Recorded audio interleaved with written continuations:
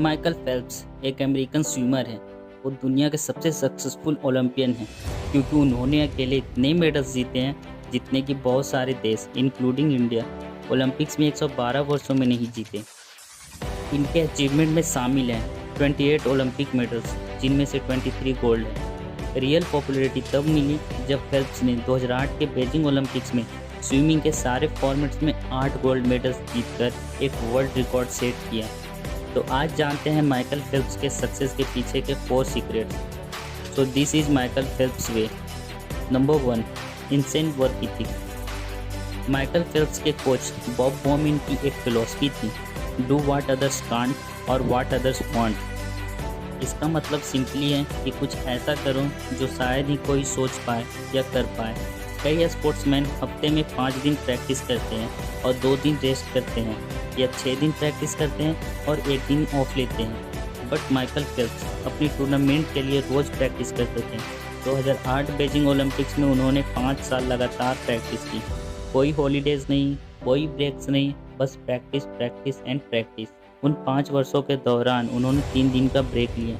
एक दिन जब स्नो स्टॉर्म था और वो ड्राइव नहीं कर सकते थे, और 2 दिन जब उनका विजडम टूर निकाला गया था और वो बहुत दर्द में थे। फिर उन्होंने 5 ईयर 365 डेज लगातार प्रैक्टिस की, तब जाकर वो 2008 के बीजिंग ओलंपिक्स में 8 गोल्ड मेडल्स जीते। इसे कहते हैं डूइंग व्हाट अदर्स कांट और what others want. Number 2, win.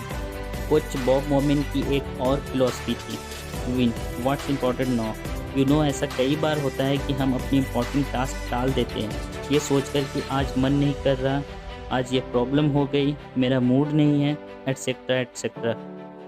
But Bob बॉमिन ने माइकल फेल्प्स को ये सिखाया कि हालात चाहे जैसे भी हो, मन जैसा भी हो, अपनी टास्क कंप्लीट करनी है तो करनी है। That's is too important now.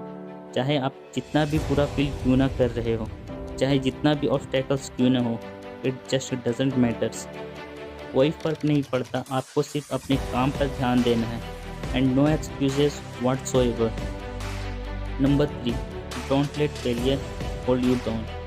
2008 के बीजिंग ओलंपिक्स के 2 साल पहले उनके राइट हैंड की कलाई फ्रैक्चर हो गई और डॉक्टर का कहना था कि अब वो अपने हाथ का इस्तेमाल उस रफ्तार से नहीं कर पाएंगे जैसा कि वो पहले करते थे। बट वो नहीं घबराए एंड उन्होंने बोला कि मेरा हाथ फ्रैक्चर है तो क्या हुआ, मैं पैर से स्विमिंग करूँगा।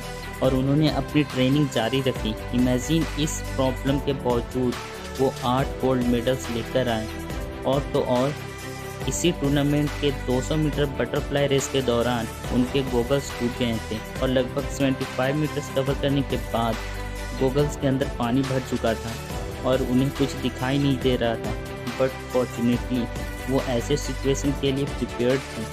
ट्रेनिंग के थ्रू उन्हें पता था उन्हें नॉर्मली 50 मीटर डिस्टेंस कवर करने के लिए उन्हें कितने बटरफ्लाई स्ट्रोक लगाने पड़ते थे। देयरफॉर उन्होंने स्ट्रोक काउंट करके बाकी के 125 मीटर कवर की। जब रेस खत्म हुई और वो बाहर आए, तब स्क्रीन पर एक नया वर्ल्ड रिकॉर्ड सेट हो चुका था और किसी ने नहीं बल्कि माइकल फेल्प्स ने अचीव किया था। And finally number 4, goal setting. Michael Phelps सिर्फ 8 साल के थे जब उन्होंने अपनी पहली गोल सीट बनाई।